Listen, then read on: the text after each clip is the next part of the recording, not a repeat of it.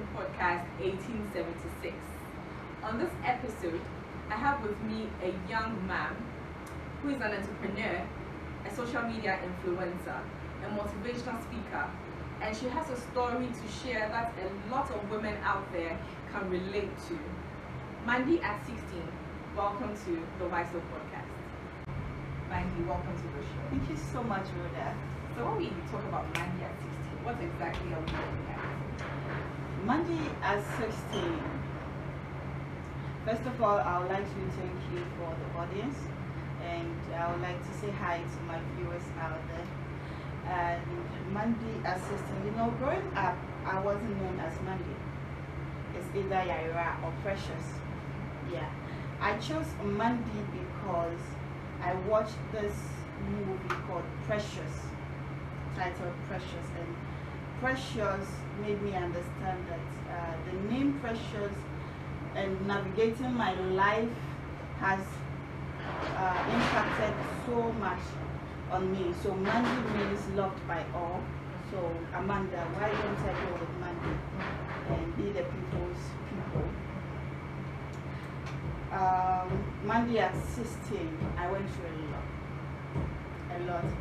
From broken home, teenage pregnancy, depression, stuff like that. So that's all about Mandy at 16. Can you tell me how your life was like growing up? Funny enough, I'm the only child of my parents, my mom and dad. My dad traveled when I was 5, and he came back after 20 years and 3 months after he died. So I didn't have both parents taking care of me or growing up with a family. No, it didn't work out with me that way. I stayed with my grandparents at Peki, so I hail from Peki actually. And then I had my basic school education at Peki. Yeah. So how was growing up your home? How was it like staying with your grandparents? Were they strict or you were relaxed with your upbringing? My grandparents. Yes. My grandfather, RS of blessed memory, RS Amadi, was a school head, and teachers, very strict, Very strict. and feared by all.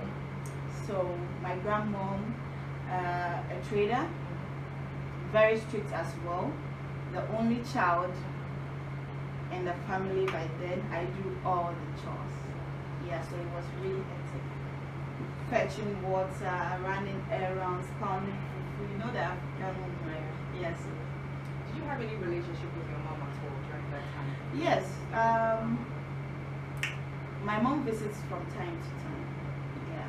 But they're not so often because she had to come to Accra to, make ends meet. As the eldest of 10 siblings, she had to take up the mantle of taking care of her siblings as well. So it was really tough for her. So I had to go stay with my grandparents since my dad is out of the country. So what actually led to the beginning of your story? What actually led to the beginning of your story, if I should say that? Fascinating enough, growing up at 12, I had a police case. Wow. Yes, at 12. So my uncle locked me up because I am very bubbly, Precious or Yaira and Peki. Everybody knows me. The life of the party. I tell you. So when you send me and I go out, I'm coming back like 3 hours after. So you actually angry at me, and I had to pass through my school and play a bit, greet all the elderly people I know. So by the time I come back, so there was this day that they were like, okay, we had a funeral program, and it's Saturday, there will be jams, and I decided to go For the jams. And then because of how strict my grandparents were, I can't ask permission that I want to go for the jams. And we sleep at 8. At 8 p.m. you have to go Anyway, to bed. life in the rural areas, that's how they Yes. Yes. So 8 p.m. I have to go to bed, and then I sneak out. For the first time, sneaking out. And that first time I was caught. And when I was caught with this guy that was actually going to escort me back home because I got to town and nothing happened. So I have to go back home. Now the road is lonely. It's around 10 p.m. So he offered, okay, let me go and escort you. So they caught me with the guy and they said, no, you guys are doing something. Oh yeah. So my uncle locked me up overnight, including the guy. He locked the guy up too as well. I owe him a big apology. Wherever he is, I can't remember his name, but then I'm so sorry. You got caught up in your drama. I told you. Yeah. So how did you meet the father of the child? After the incident, you know the stigma and all that, I was at class 6. So I had to leave and go to my mom because I wasn't happy anymore.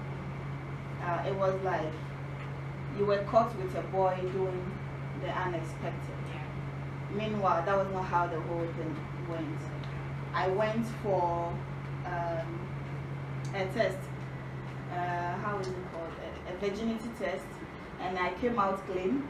But my grandparents couldn't come to tell the school, where they humiliated me that you came out clean. So I felt, no, these people are treating me, but I had to go to my parents. I'm quite parents. interested in this.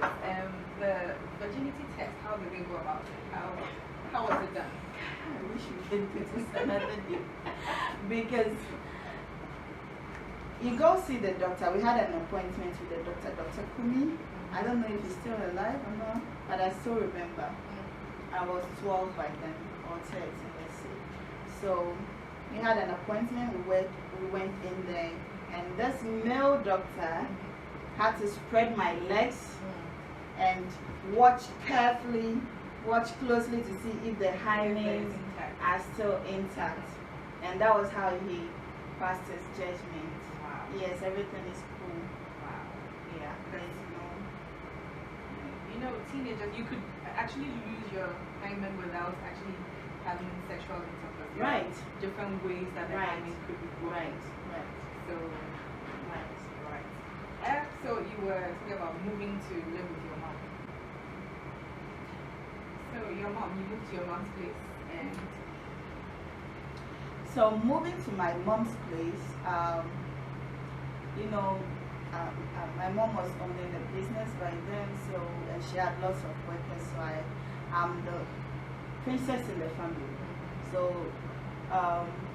compared to being with my grandparents, it's a whole total different story. And I don't fetch water, I don't wash, I don't cook, I don't do stuff like this. So I continued my school at East Legon because we were staying at Ajingano, and then Form 1, Form 2, Form 3, I was about to write my exams, and that was when my mom had this family friend, so he needed a school for his son. So the guy was brought to my school. At a point, he had to come stay with us at home because he has a stepmom that was giving him issues. This guy introduced me to a cousin, and that was how I met. the trail. Yeah, that was how it started. Yeah. So how did you feel when you found out you were pregnant? What was your immediate reaction there and then when you tested positive?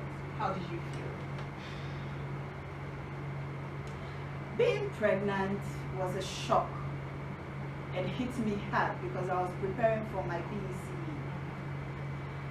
I didn't know what pregnancy was. I had no idea.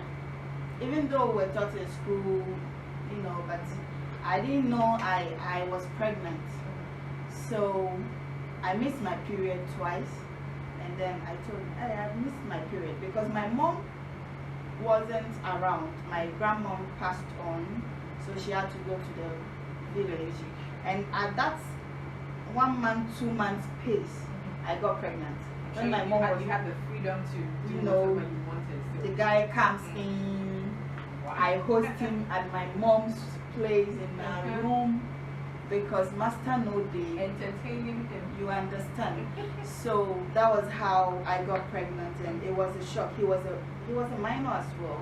We both were young at that time, so we were scared, and I had to run. Yeah, I had to run because my mom was this harsh, strict, very strict. She's like a tigress. She always tells me, if you don't know and you get yourself pregnant, I will use my nails to kill you. So you after all the warning, you was ahead. So once I'm pregnant with that kind of warning, I had to run for my life. I had to run for my life. So did you actually do a pregnancy test on your own? Yes, I did. He bought the kit and then I tested and it was positive. So what do? As kids as we were, we didn't have money to go to the hospital because we don't want to tell our parents about it. So we had to do the little that we know. So he came up with the idea that there's this beverage, alcoholic beverage, that is very strong and people say it's good for us. So let's try it. So I had to risk it. I took a full glass of it, wind down, and it was messy. So that means you actually wanted to terminate the Yes, I did. I was about to travel after my exams because by then my mom was married to my stepdad, and then my stepdad's brother was in the UK and he needed someone to come over, so I was the option, and I was very brilliant, so I can't risk all of that. Yeah.